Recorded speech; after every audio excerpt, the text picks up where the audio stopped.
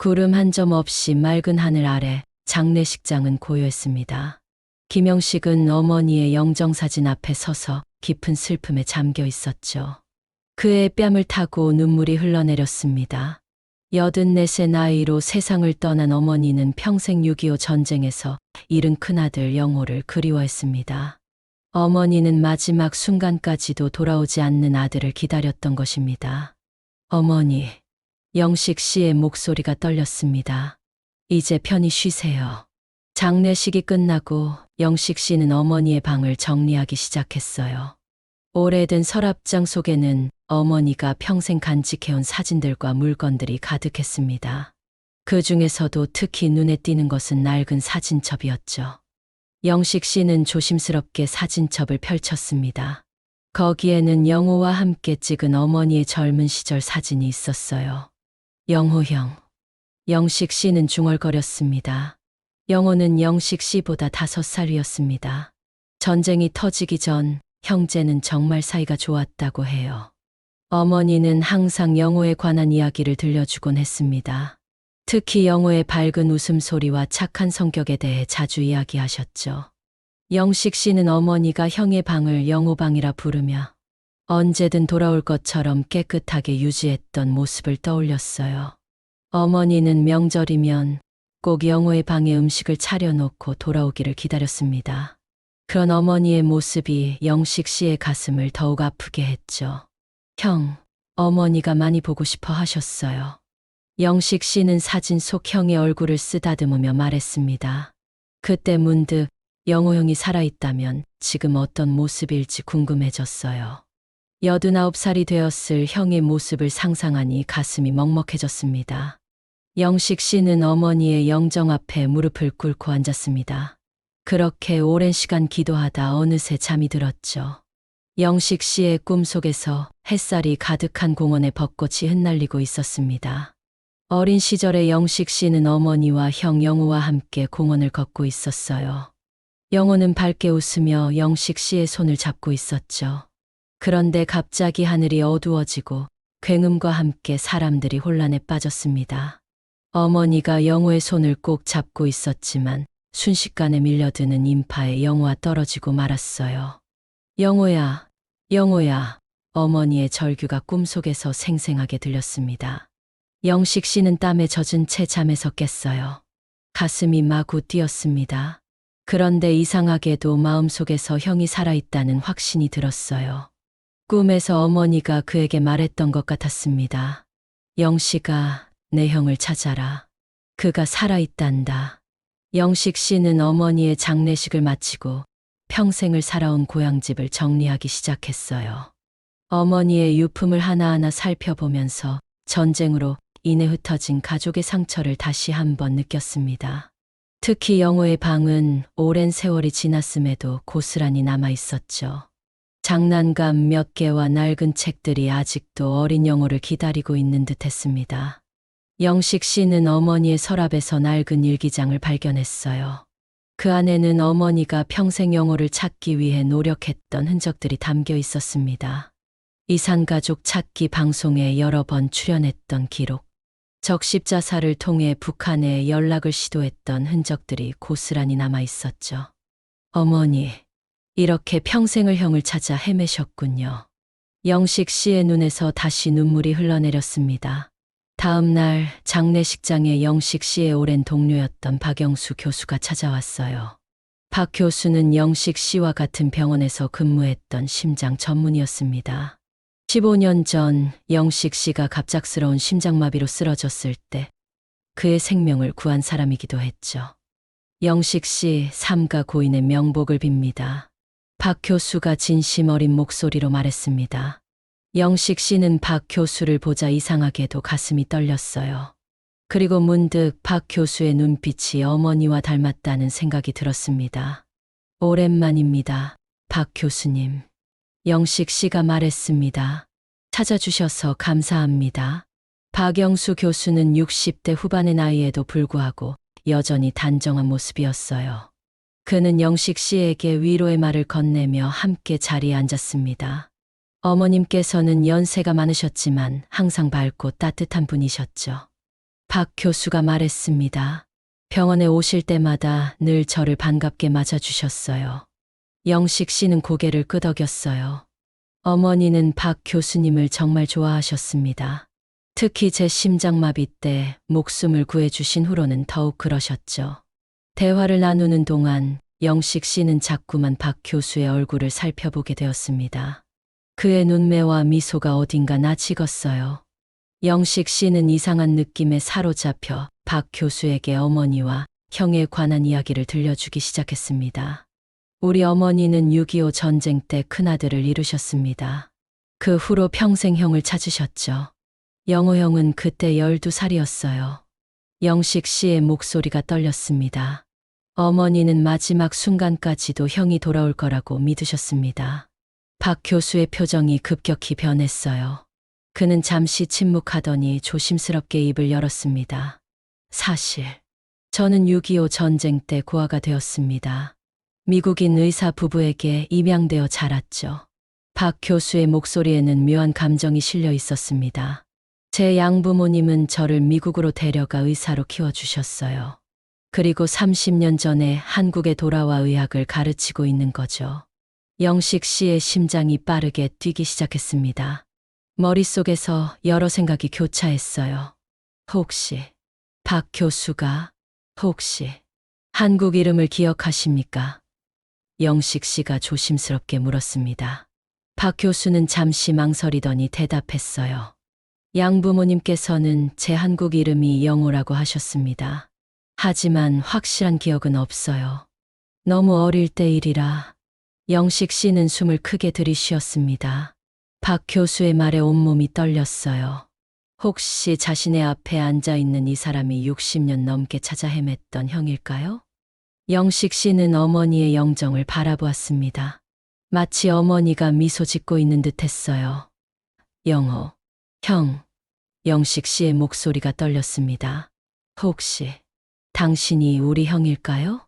박영수 교수는 당황한 표정을 지었어요. 무슨 말씀이신지.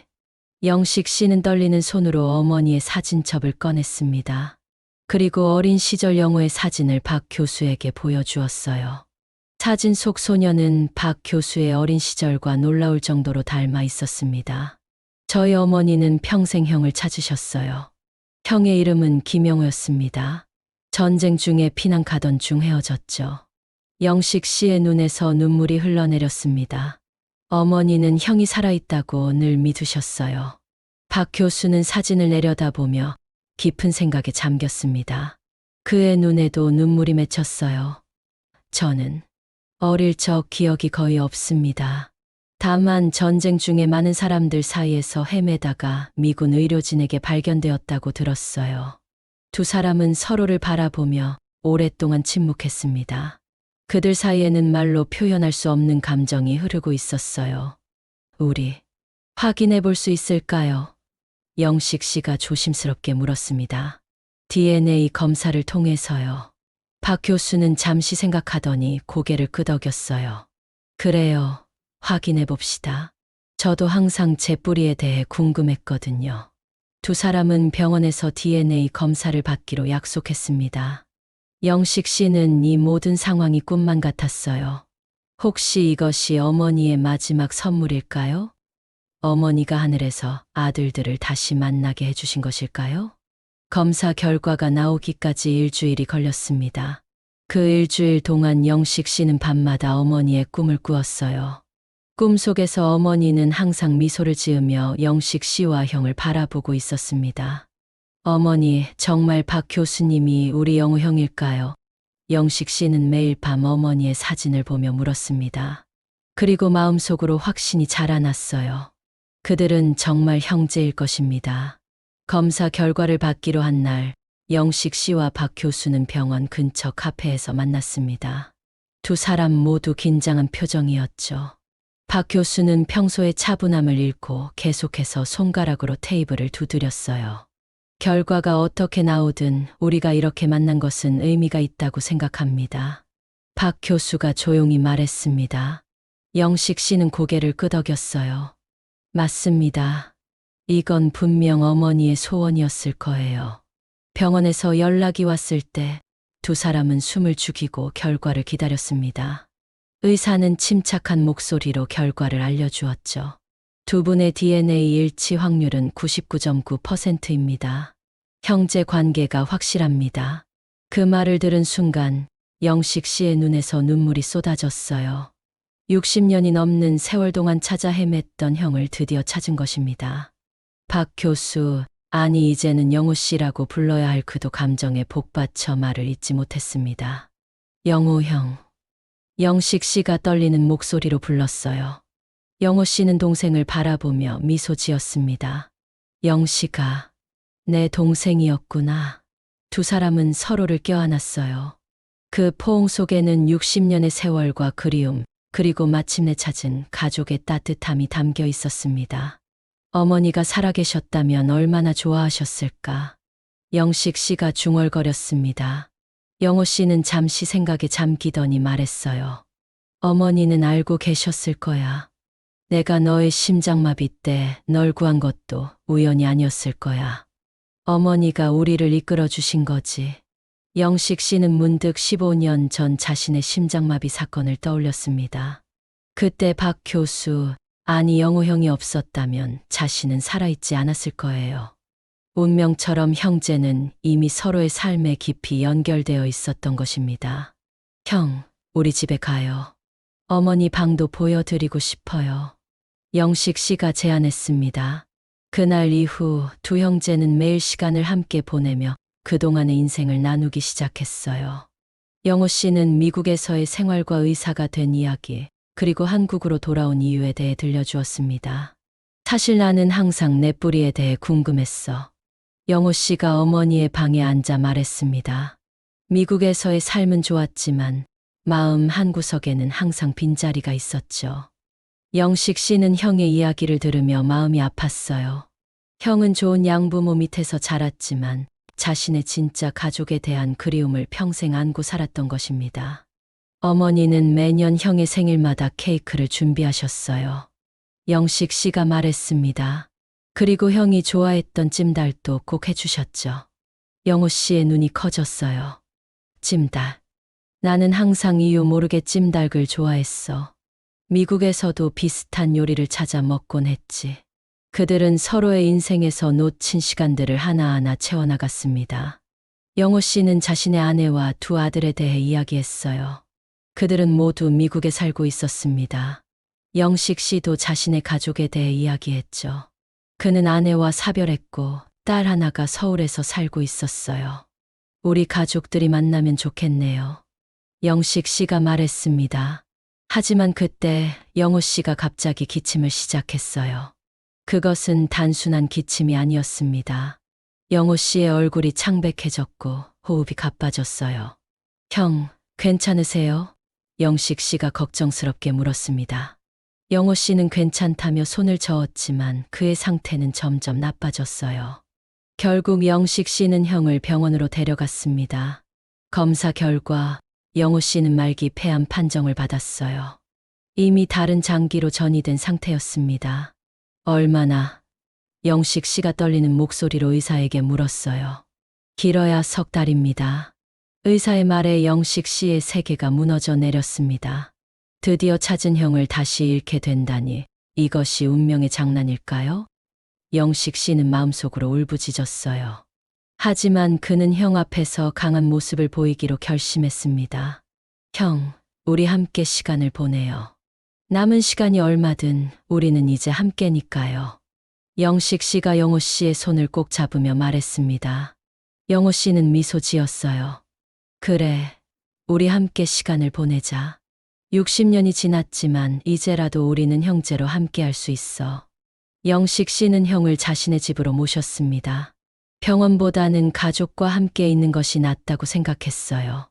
영호 씨의 상태는 점점 나빠졌지만 그의 표정은 오히려 평온해 보였습니다. 마치 오랜 여정 끝에 마침내 집에 돌아온 듯한 모습이었죠.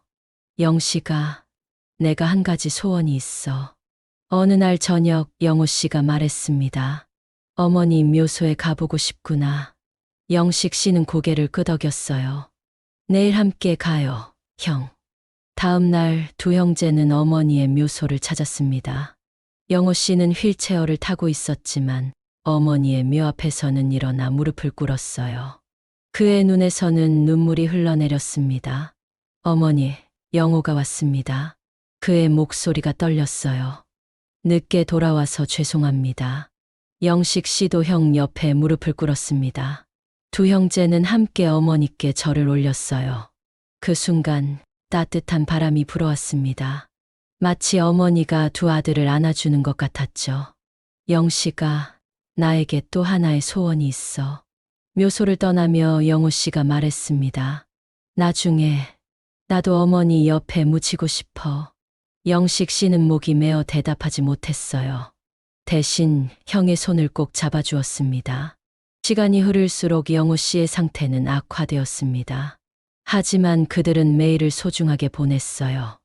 영식 씨는 형에게 그동안의 가족사와 추억들을 들려주었고, 영호 씨는 미국에서의 삶에 대해 이야기했습니다. 내 아들들에게 연락했어. 어느 날 영호 씨가 말했어요. 그들이 곧 한국에 올 거야. 일주일 후 영호 씨의 아들들이 한국에 도착했습니다. 그들은 처음에는 낯설어했지만 곧 영식 씨를 삼촌으로 받아들였어요. 가족의 연결고리가 다시 이어진 것입니다. 영호 씨의 건강은 날이 갈수록 나빠졌지만 그의 마음은 평온해 보였습니다. 어느 날 밤 그는 영식 씨에게 속삭였어요. 영식아, 나는 행복해.